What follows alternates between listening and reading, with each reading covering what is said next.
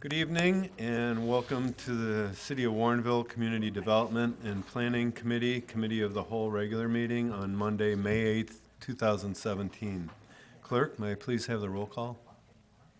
Yes. Alderman Ashour? Here. Alderman Berry? Here. Alderman Bevere? Here. Alderman Davalos? Here. Alderman Goodman? Here. Alderman Hoffman? Here. Alderman Widener? Here.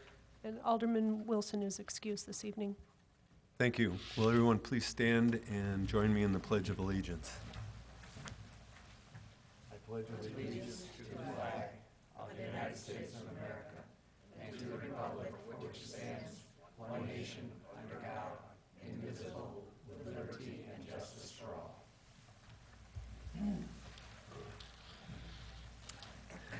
This is the time we set aside for citizen comments. I don't see that we have any this evening.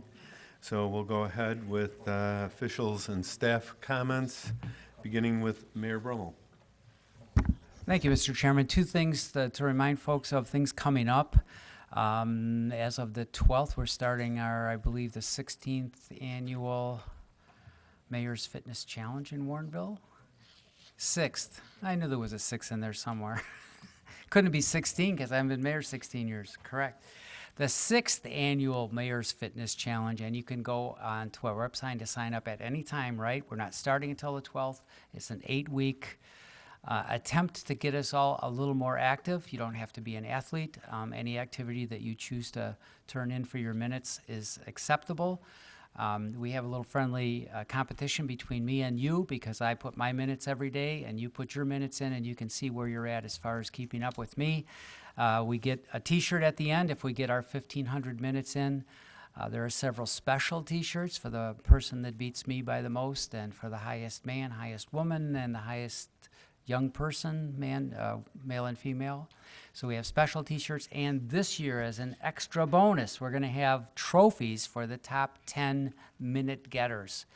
So we're working on finding some nice little trophies as a keepsake for the fitness challenge. Again, it's just an attempt to get more active. You get to choose your activity. It's a lot of fun.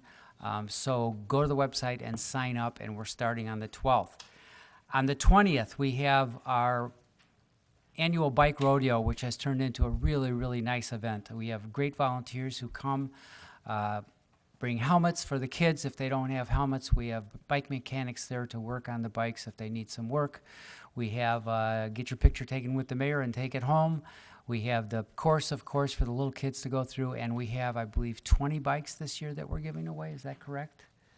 20 free bikes. So you can ride in on a junkie bike or walk in. And if you're lucky, you get the ride home on a brand new bike. So every year we give away bikes. They're provided by Target. 12. I thought 20 seemed optimistic. No, I'm not buying 8 extra bikes. 12 bikes we're giving away. Okay, so that's still a pretty good deal. A lot of kids go home smiling. And so come on down. We're doing it rain or shine. We do that every year. That's the 20th from 9 to 12 over by the gazebo. Everyone is welcome, especially families. Clerk, do you have any comments? Also on the 20th is the shredding day down at the City Garage facility on Mignon Avenue from 9 to noon. I believe the total is 3 bankers boxes worth of everything, and it's 2. I'm corrected to 2. So we're not getting the numbers tonight right, Mayor. We're all over the place. 2 boxes. 3. Okay. 3. And it's very secure. You watch them throw it in the giant shredder, so it's a good way to clean up all the papers in your house. Thank you. 3 boxes. 3 boxes. 12 bikes. 12 bikes. Okay. 5 after 7. We gotta call Kevin. Speaking of numbers, Treasurer, do you have any comments this evening? Wednesday, the 10th, is Bike to School Day, so remind everybody that take your bike or walk to school, get some exercise, and be recognized. Thank you. Alderman? Alderman Goodman? Yes, also the same weekend as the bike rodeo and the shredding day, we're having a 50th anniversary celebration at Leon Schmidt Park. That's going to be Sunday, May 21st, from 2 to 4 in the afternoon. The Historical Society is putting this on. The city is also helping to put this on. We're going to have children's events, face painting, food, music, a plaque dedication for Leon Schmidt, and it should be a really fun time. The Historical Society will be open, so you can come in and see the exhibits and learn more about the founding of Warrenville as a incorporated city 50 years ago. So come on out and have some cupcakes and snacks and enjoy the nice weather. We'll hope for a nice day. Again, that's May 21st from 2 to 4. Thank you. Alderman Davalos? Thank you. I have out-of-town company today, and of course, drove them immediately over to Fermilab, and we watched about 5 or 6 scampering little baby, 7 now. Oh, we didn't see all 7, but the mayor did. Lots of little baby buffalo. So it's absolutely adorable and wonderful, and I've always thought this Fermilab and the location and the buffalo are a gem for us. It's just minutes away, so I encourage everybody to go out and just smile. Okay, so that's 12 bicycles, 3 boxes for shredding, and 7 bison calves for those keeping score. Great, thanks. Any other comments? Staff? Any numbers you want to throw at us? No, thank you. Okay, then we'll go on to item number 1 of the agenda. It's consideration of electrical aggregation program renewal, and Assistant City Administrator Christina White will introduce this agenda topic. Christina? Thank you. So in your packet materials this evening is a memo from me that outlines the sort of the background of the program. We started with electrical aggregation in 2012. We are in a current contract that expires in August. So staff is recommending renewal of the aggregation program. There are also in your packet is a chart with some preliminary numbers for the aggregation program with some of the bids that we've received. As the electrical rates get renewed every day, it's difficult for us to project what they're going to be on Monday, May 15th, when this would eventually be approved at the city council meeting. So we've included what we believe to be the preliminary numbers that are a good, decent indicator of where we might land on Monday. So with that is also 100% renewable energy, which we would continue as part of the current program.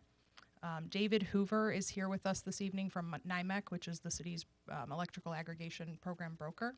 So with that, I will pass it to David to answer questions and provide a little bit more context and data for you.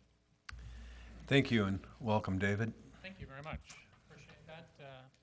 Had the privilege of working with the city since 2003 in helping with procure electric rates.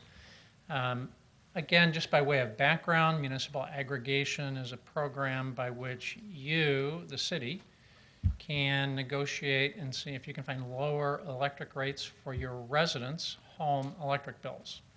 Similar to the way municipalities negotiate waste hauling contracts for the entire community, municipal aggregation allows you to do that on behalf of your residents.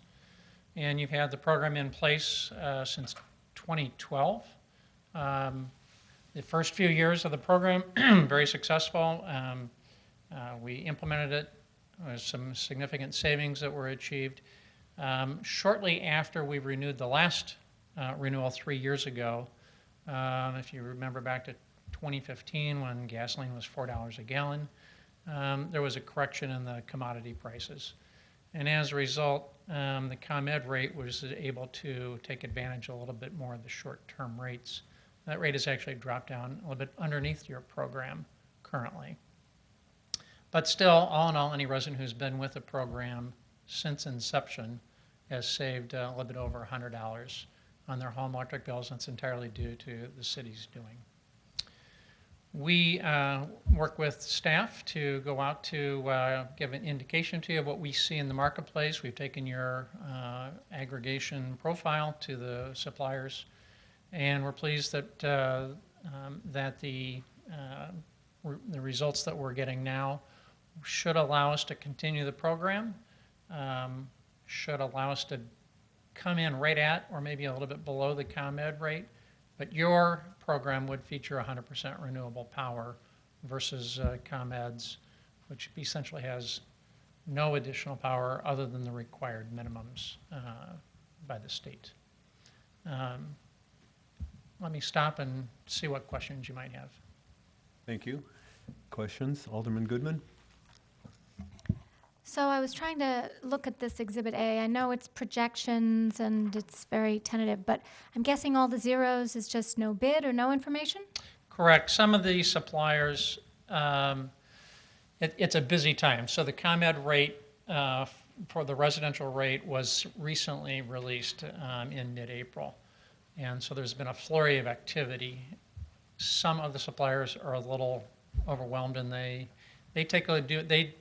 this one supplier in particular, MC Squared, which is a firm here in Chicago, they did an initial look at the pricing, and they felt they were going to come in above the ComEd rate.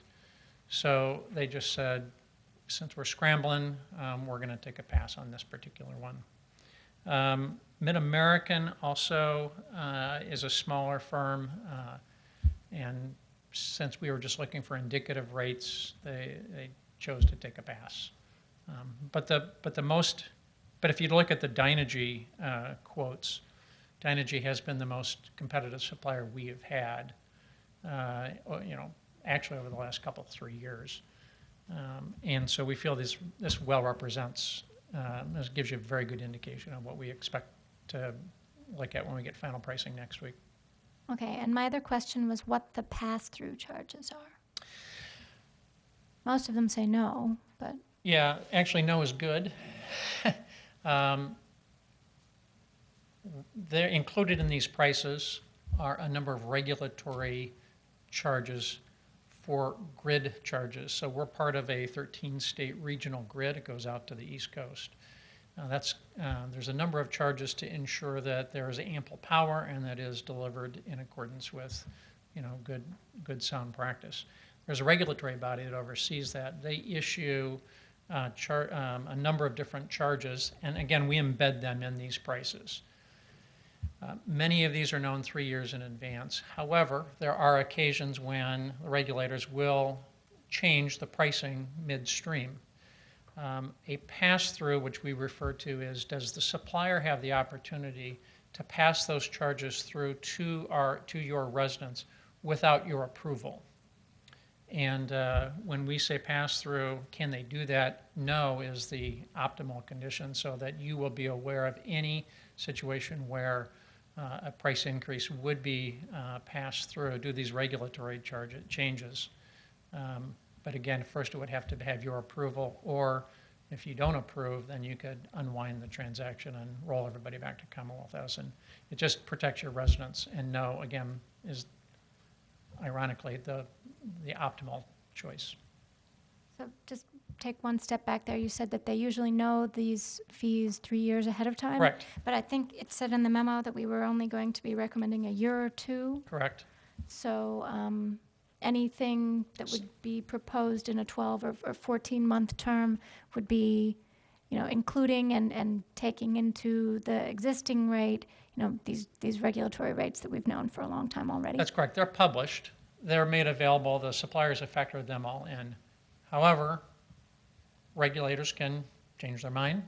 There can be external events that cause them to want to change some of the rates. It's rare. It has happened, but it's rare, mostly in longer-term deals. Obviously, with a 12 or 14-month deal, that's going to be less of a concern to you, but you still have that provision for them. Okay, thank you. With the changes in pricing, how much notice would the city receive, and how are the residents that would be affected notified of those changes, and how much in advance before they actually change? Yes. Should they occur, the documentation that we have states that the supplier has to engage the city. You have 30 days to negotiate that with them. And then at the end of that term, you decide if you want to, obviously with our help, we would decide if we want to accept that or not. At that point in time, if the rates are changed, the supplier will send out notification to the residents. Again, for any reason, at any time in any of our programs, residents can opt out to other suppliers or ComEd at any time for no charge. There's no early termination fees whatsoever. Okay, thank you. And then I noticed that we have the option and have exercised the option to incorporate 100% renewable energy. What are the sources of that 100%? We procure the 100% renewable energy. It is done through something called a renewable energy certificate. And so the sources can be various. Primarily wind is primarily what it's derived from, but also can be hydro or solar. But I think that wind has been the predominant choice of late.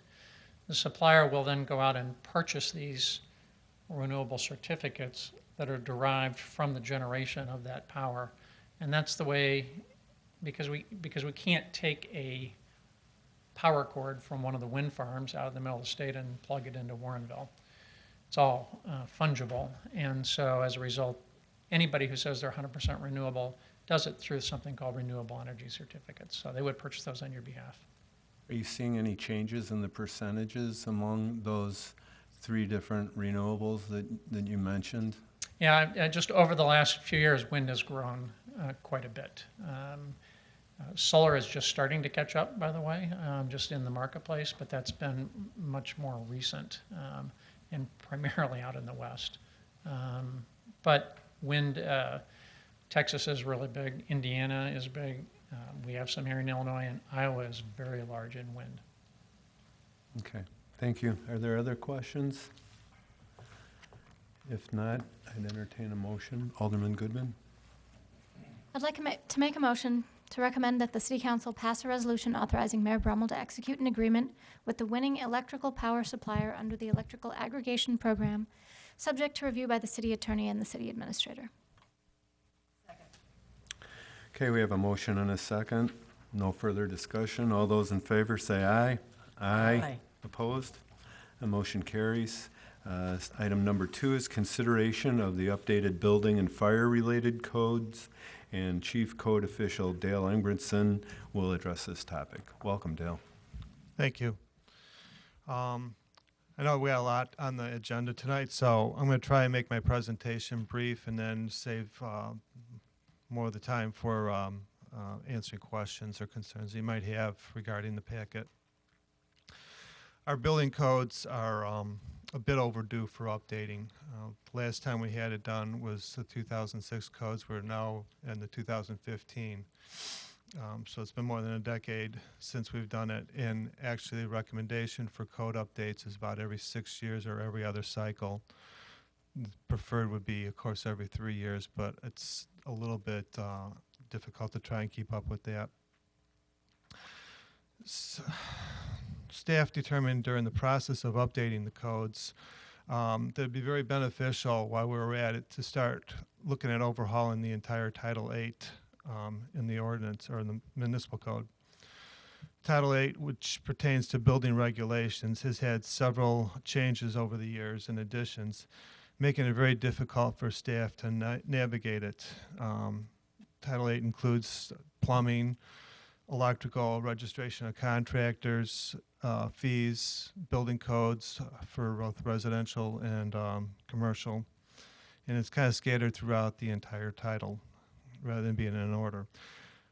We can only imagine how frustrating it must be for contractors and homeowners trying to understand the building regulations as while they're trying to do projects that are going to be in compliance with the codes of the city. So I think would be a great change to work on that. As it happens, also, a lot of the amendments that are located in Title VIII are now found out in or published in the published codes.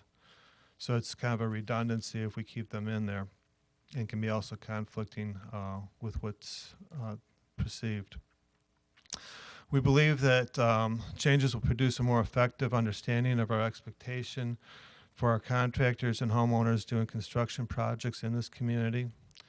By adopting the 2015 codes, Warrenville will be consistent with many of its neighboring communities, the county, and the fire district, which also just recently adopted the 2015 code series.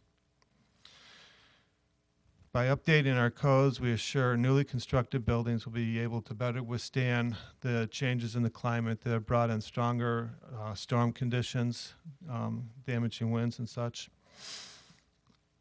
Additionally, we're also seeing, we've dealt with a lot of decks, not in this community, but in the news. There's been decks that have collapsed. Well, now the codes have finally been redesigned to consider clear prescriptive language on how to build decks for rear yard use. The utilization of solar energy is now more prevalent in the codes, and can be accomplished through safer prescriptive guidelines and help protect those that rely on clean energy. The requirements for finishing basements can be accomplished easier too. Up to this point, any encroachments that were in a basement, like beams, ductwork, pipework, had to be creatively considered and addressed to try and make use of habitable spaces. They would have been there anyhow, whether it was a habitable space or not, but now with the new code language, it does allow easement, greater easement on the clearance for heights. So in the packet, we tried to organize it to provide somewhat easier information, because I say this was very inundating in the way that Title VIII was done. We wanted to take and pull out amendments that were in there that are now, like I say, in the published codes. Eliminate a lot of redundancies and put it into an order that made sense for anyone trying to do work in Warrenville to understand. I proposed the list of what we have on there as to how we propose the codes to flow. And then I know one of the other big things in the code has also been, and for many communities, and we've all kind of come to an agreement on this here, I think, really, is that sprinklers in residential single-family homes is just a little bit of an overkill. However, it is necessary, we believe, for protecting those that are in adjoining units, such as townhomes or duplexes. And so if you look on Exhibit C, you'll see that it's kind of a breakdown of the communities in DuPage and surrounding area on that. And the rest of it, Exhibit D through L, is all the codes proposed changed. ICC has several breakdowns of it, starting off with the building code, the residential code. The difference between the residential and building code is primarily for commercial use, and the residential is, of course, as named, for single-family housing. And there's plumbing, electrical, energy. Additional codes have been put in here that we didn't have before was the existing building code that was kind of tied in with the building code before. However, the International Code Council has decided that it'd be better to break it out as a standalone code. So I think pretty much covers what we're looking at. So if we have any questions, I'd like to entertain those now. Okay, thank you. Questions? Alderman Bevere? Yeah, thanks, Dale, for checking into this stuff. I never was aware of it. I read an article the other day that cities and towns that don't keep up with their codes, if there's a disaster, flooding, tornado, they could not get 100% of the federal relief. So this is really a good thing, and thanks for your time working on this. Thank you. It's a little known fact, too. For every dollar that's invested into resilient homes, in the event of a disaster where there's been a tornado or some high wind event or flooding, usually the payback to the communities is like $3 on that $1 that was spent. Thank you. Any other questions? Okay. Alderman Goodman? I'd like to make a motion to recommend the City Council authorize staff to work with the City Attorney's Office to prepare the ordinances required to update Title VIII of the City Code and adopt updated building-related codes and local amendments as outlined in Chief Code Official Engbertson's memorandum dated May 4th, 2017. Second. Thank you. We have a motion and a second. All those in favor say aye. Aye. Opposed? Okay, thank you. Thank you. Next item is consideration of ComEd lease agreement for the Route 56 Streetscape project, and Senior Civil Engineer Christine Hocking will present this topic. Thank you very much. On April 17th, City Council approved the submittal of the pre-final Route 56 streetscape plans to IDOT. Within these plans was a proposed masonry sign on Winfield Road, just south of Route 56 on the west side. The location is within ComEd land, so we would need a lease agreement with ComEd to put this sign in there and for maintenance.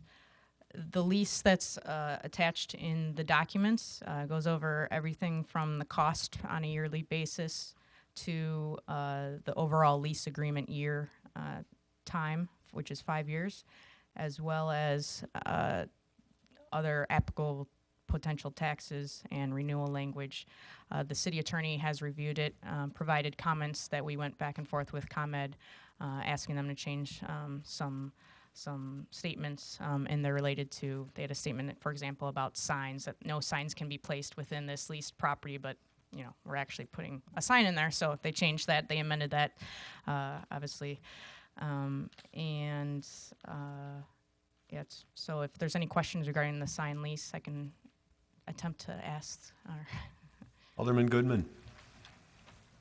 I'm glad the city attorney already took a look at this, but I did have one question about the purpose section, which is section 3 on page 2. It lists some things that we agree not to advertise on the sign, like the products of other public utility companies and stuff. I don't think that would be any problem. But then the last one says, or which is objectionable to landlord. And I kind of wonder about that, because that sort of makes me think, well, how would we know what's objectionable to ComEd? What kind of things might be objectionable to ComEd? You know, we have an obligation in terms of the First Amendment and the public that's going to be using this sign, and that may or may not be exactly the same line that would be drawn as we find it objectionable from the perspective of ComEd. So that just sort of makes me wonder a little bit whether this language is okay. They've seen, and in the lease, there's an example of what the sign will look like. It's one of the exhibits. So they've already taken a look at that, and it's included in the sign lease. So, I mean, no, I don't mean like the structure of the sign. I mean the content on the sign. well, this is just this is just one of them that says City of Warrenville. This is not it's not going to be the electronic LED sign. Okay, that clarifies my question. Thank you. Okay, any other comments? Bigger one? Okay. Well, yeah. If not, would someone like to make a motion on this lease agreement? Alderman Goodman, take it away. I make a motion to recommend the City Council approve the sign lease agreement with ComEd. Okay, we have a motion and a second. All those in favor, say aye. Aye. Motion passes. The second was by Alderman Berry. Next item is consideration of the preferred alternative for Mack Road Bike Path Project. And again, Senior Civil Engineer Christine Hocking will present this topic. Christine? Thank you. In December 2015, the city was awarded Surface Transportation Program, STP funding. That's a 75% federal share, 25% local cost share grant. The initial construction estimates were $751,531. You guys wanted some numbers, so I'm going to give them to you here. The city's share for that was $131,517. The city hired a consultant to perform the Phase 1 engineering as part of the IDOT process. They prepared an alternative analysis report. With city staff, we came up with 3 different alternatives. They analyzed these alternatives in terms of how it would work with the Forest Preserve, because the Forest Preserve is a partner in this project, as well as how it would affect obviously the city as well. Alternative 1 is the option of on-street parking. That's 5 on-street bike lanes, 5-foot wide bike lanes on both sides of Mack Road using the existing bridge, and there would be a mid-block crossing. Alternative 2 was a 10-foot wide asphalt bike path on the south side of Mack Road. It would include a new prefabricated bridge over the West Branch, dog park and canoe launch modifications on Forest Preserve property, as well as a mid-block crossing. Alternative 3 was a 10-foot wide asphalt bike path on the north side of Mack Road, and this would include widening of the existing bridge. No mid-block crossing would be necessary since the path was already on the north side. This path is to connect the west side of 59 on Mack Road to the McKee Marsh Trail. Forest Preserve District, Winfield Township City staff, and Bicycle and Pedestrian Commission all identified alternative 3 as the preferred alternative. The construction costs associated with this alternative were more than the initial conceptual construction costs. The city's share of this additional cost is $50,000. And the difference in costs is mostly due to an assumption, when you submit a grant application, you have to make certain assumptions with where the path will lie, how the bike path will span over the bridge, and we had assumed using the existing bridge as the way to go over it. So there's an increase in cost with this alternative 3 because we actually have to widen the bridge, as shown in the exhibits in the backup material. So because of this increase in costs, we are going to have to reapply for STP grant application funding. This occurs in early August due to this new construction costs. So city staff is recommending the city council approve alternative 3 as the city's preferred alternative, and to direct staff to hold a public information meeting and input meeting. With this alternative, there will be easements required on some city properties along Mack Road, and then obviously also to direct staff to reapply for the STP grant funding in August. If you have any questions, I know there's a lot of information in the backup material. Alderman Bevere? Yeah, I'd just like to say the alternate 3 was really a good choice, because if you put it on the other side, people could end up using that as a dog path, and it's more of a trail. This gets you over to Mack Road where the flashing light is, all on trails. And I think it separates the two and makes it, it's a wise decision. So I just wanted to make my comment on it, that 3 is really good. Alderman Goodman? Just for clarity, does the county or the Forest Preserve own that bridge? The city owns that bridge. The city owns that bridge. That's the eastern edge. That's where the city limits stop, at the eastern edge of that bridge. Okay. So with this project, because it's a joint project, the Forest Preserve District is splitting the local share of costs. So the Forest Preserve agreed to pay 30% of the local share of costs. So the city is paying 70% because part of the improvements are on Forest Preserve District or Winfield Township areas.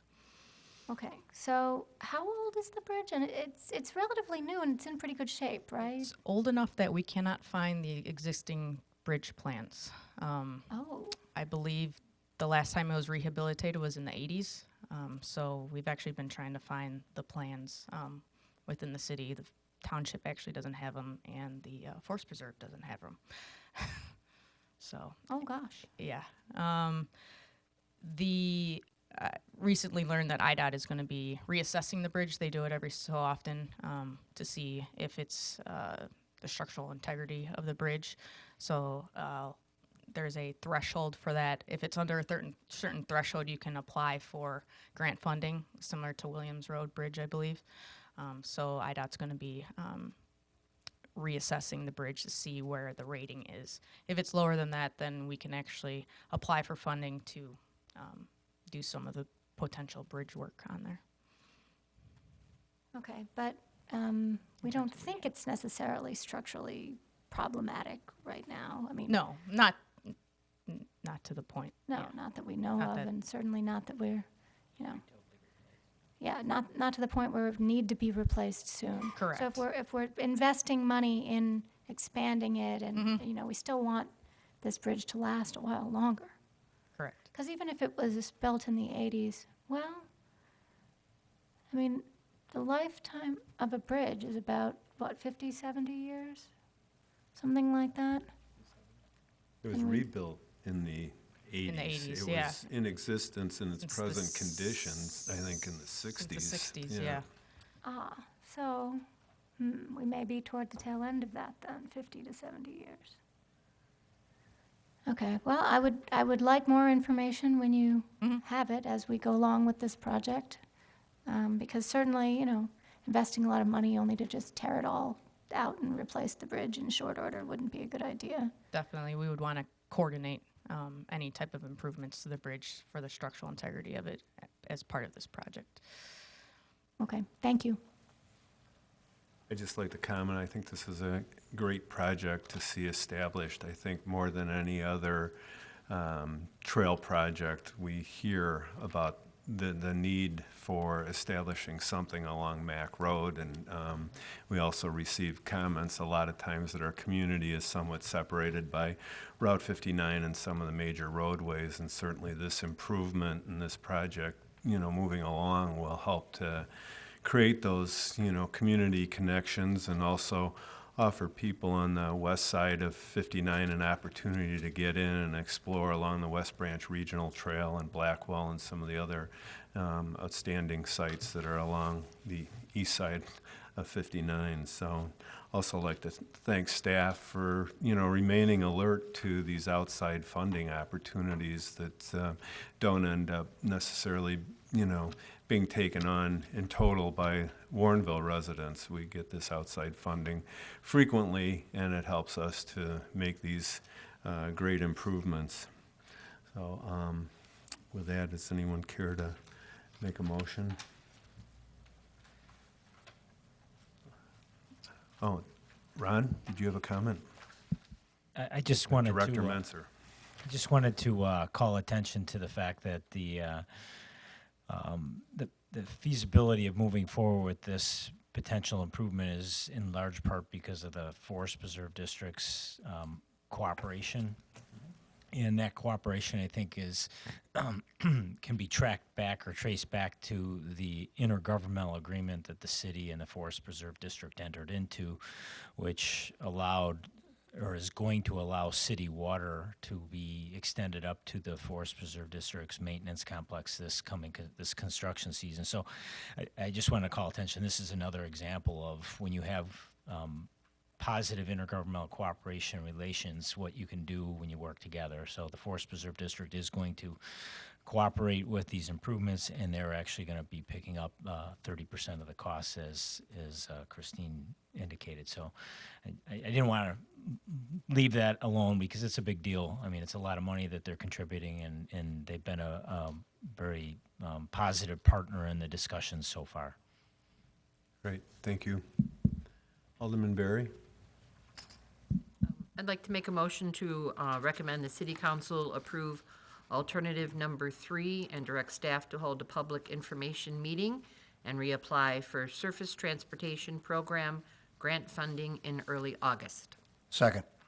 Okay, motion and a second. All those in favor say aye. Aye. Opposed? Motion carries. Our next item, number 5, is consideration of the potential sidewalk improvement funding applications. And Senior Civil Engineer Hocking will address this item. Thank you. City Council adopted addendum number one to the Bikeway Implementation Plan in January 2016. Within this plan, the highest priority segment was segment number 4 this is along Route 59 from Continental Drive, Meadow Avenue to Batavia Road. The plan recommended a installation of a 10-foot wide asphalt shared use path on both sides of 59. It included various other improvements, drainage, easements, as described in the plan. The Community Development FY 2018 work plan identified applying for this funding as an important priority initiative. So staff recommends applying for both STP and ITEP programs for this project. As outlined in the memo, the total city share would be $405,000 if the STP grant was approved, and $257,000 if the ITEP grant was approved. There's a chart that goes over each one. Obviously, if we are approved for both, we have to choose which one. We would have to deny or decline one of the grant fundings, obviously. So is there any questions with that one? Oh, one other thing. Obviously, the costs are outlined in that chart, and I guess staff wants to ensure that City Council is aware of the costs moving forward. You know, it's not just engineering; it's the total cost, construction costs that would have to be budgeted in future funding years, fiscal years. Okay, thank you. Questions? Alderman Berry? I know that just recently we sent a letter to IDOT regarding this stretch of Route 59 regarding speed limits and what we could do to slow the traffic down because of the incidents that we've had in this area. If this is constructed, would this be a better opportunity for us to be able to kind of get what we want from IDOT regarding how fast the traffic is allowed to go? I know it's like at 45 miles an hour. Do you think it'd be possible, because we have paths along here, that they might look at this differently and say, well, maybe this is only a 35-mile-an-hour zone because there are more people walking the street, or bikers, or, you know, people jogging? Do you think that would be helpful? Obviously, with this project, we would have to work closely with IDOT. A lot of it's within their right-of-way. I'm not exactly sure how they would. Obviously, we would have to have conversations with them to see if that would be possible. Yeah, I would think that if more people are, you know, traversing this area, that it would behoove us and IDOT to behoove them to be able to lower the speed limit in that area, because more people would be in and around Route 59. So, okay, thanks. Alderman Goodman? What is the expected lifetime of a sidewalk like that? Lifetime of a sidewalk, I believe, is about 40 years. About I wanna 40 say. years. That's what I thought. I was just thinking about how the widening of Route 59 has sort of inched closer to our southern edge and is moving closer toward this area. And certainly within the next 40 years, I would expect them to widen the highway. I think they will. I think they will all the way through Warrenville. And, you know, I'm not saying I think they're going to do it in the next couple of years, but it would be kind of awful if we build a nice sidewalk and then 3 or 4 years later, they have heavy equipment and machinery that trods all over it and messes everything up. I mean, I know we'd have to build it outside of the area that they'd be likely to widen their road into, but even just the proximity seems like it might just be an unfortunate set of timings. Just any thoughts on that? This is just off the top of my head, and I'm not speaking from any particular knowledge of the plans of IDOT. Right. We haven't, as far as we know, we haven't heard any plans from IDOT to widen Route 59 in the next 5 years. So Yeah, I mean, obviously, they could always, oh, we're going to give funding for this road to widen it, but we haven't heard anything thus far. It's obviously a concern. I mean, it's a possibility that that could happen. Yeah, and there's not a whole lot we can do about that. We can't plan for what they're going to do since we don't know, and they haven't announced anything, and they do tend to announce these things, you know, somewhat in advance, but, you know, at that point, we might have a nice path that's only a few years old with a lot of lifespan left that gets wrecked. I don't know. I'm not quite sure what to do about that, but that's just a thought I have about the situation. Alderman Bevere, did you have a comment? Yeah, just to point out, when they did the 6th lane in Naperville, they really took a lot of care on making a nice bike path on both sides. So I would think that they'd take that into consideration. If they came down here, even if they had to encroach the existing bike path, they'd redesign it so it fits in good. So if you're ever going towards Fox Valley, check it out. They did a nice job on that. So I would think they would try to do the same down here. I've seen that, and it does look nice, but I'm pretty sure there wasn't a path there before. I think that was new. Yeah, I think that was new and was built, you know, in conjunction with the widening of the highway, which, yes, in some areas looks really nice. But I'm not quite sure how it would work if we had, you know, built a new path and then a few years later they come along and have a big construction project within a few feet of it. I'm just not sure what to expect.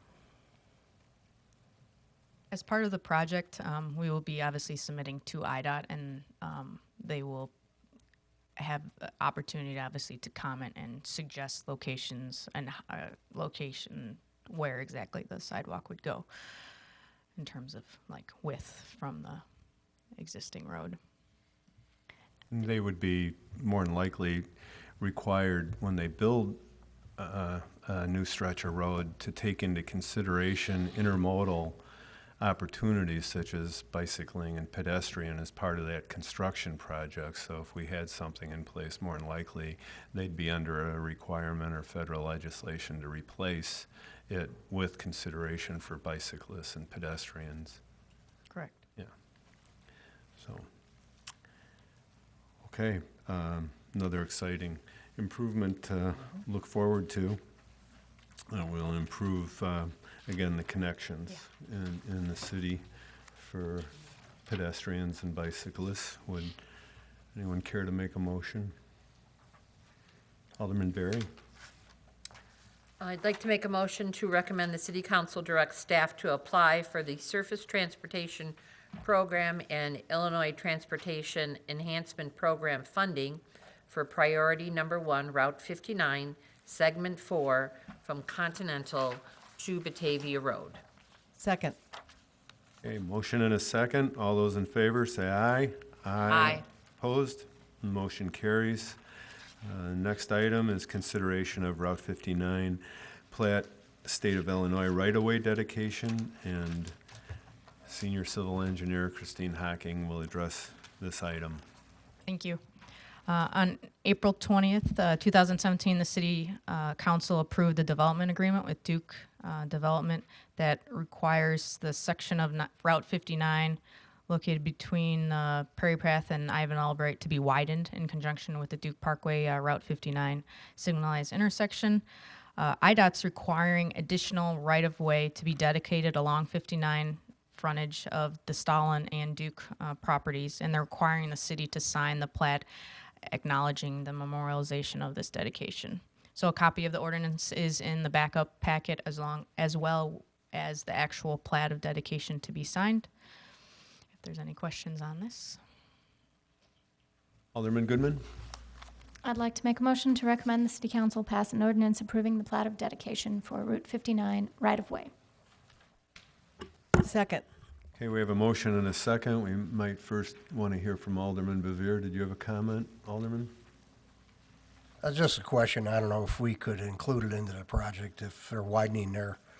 You know, we've had, it's not really our problem, but the Prairie Path down there gets flooded all the time.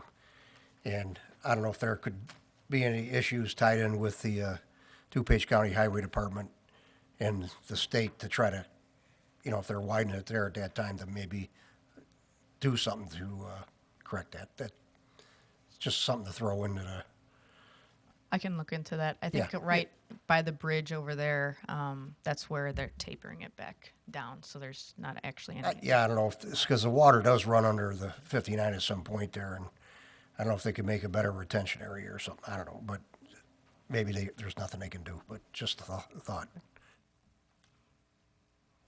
Yeah, it seems like there'd be even more runoff as a result of the construction project, and that's a pretty rough passageway through there, you know, after a heavy rain or high water period, so it would be good for someone to take a look at that, if not DuPage County, the state, when they construct that. So with that, we have a motion and a second. All those in favor, say aye. Aye. Okay, motion carries. Thank you. And considering the next item, number 7, is consideration of a proposed change to the July 2017 Community Development and Finance Public Safety Committee of the Whole meeting schedule. And Community and Economic Development Director Menser will address this topic. This is honestly a personal appeal. I don't remember that I ever asked the city council to change one of their meetings, so this will be a first for me. But I have a family wedding that we're planning to attend in Rhode Island. The wedding and reception's on a Sunday immediately before the July 10th Community Development Committee meeting. I've talked over with the finance director, the police chief, the community development committee chairman, the finance and public safety chairman, and everybody seems to feel that we could accommodate the switching of the community development meeting that's currently scheduled on July 10th with the finance and public safety meeting that is scheduled for July 25th. So just switch those two meetings, and that would allow me to drive out to Rhode Island and stay in Rhode Island for a week rather than flying back and then flying back to meet up with the family. So I would appreciate your consideration of that potential change. Anybody have a difficulty honoring this request? If not, I'd appreciate a motion. Alderman Goodman? I think you mean the 24th. All right. I'd like to make a motion to recommend the City Council revise the City of Warrenville 2017 meeting schedule to conduct the July Finance and Public Safety Committee meeting on July 10th and the July Community Development Committee meeting on July 24th. Second. Okay, we have a motion and a second. All those in favor say aye. Aye. And I think the motion carries. So, And I hope Ron has a lot of fun at his wedding. Yes. Dance like nobody's watching. Item number 8 is to review and file the quarterly City of Warrenville commercial space vacancies status report. I don't sense that anyone has any comments. Item number 9 is to review and file the community development decision packages status report. And item 10 is to review and file the bi-monthly code enforcement activity report. I don't know if there's anything Director Menser wants to highlight or any questions anyone has about those reports. If not, seeing none, we'll just file those as indicated in the agenda. And there is nothing further under miscellaneous, and there's no closed session this evening. So if there's no other business, we have one more action item. Alderman Goodman. I move to adjourn. Second. Okay, motion and a second. All in favor, say aye. Aye. Motion carries. Thank you and good evening.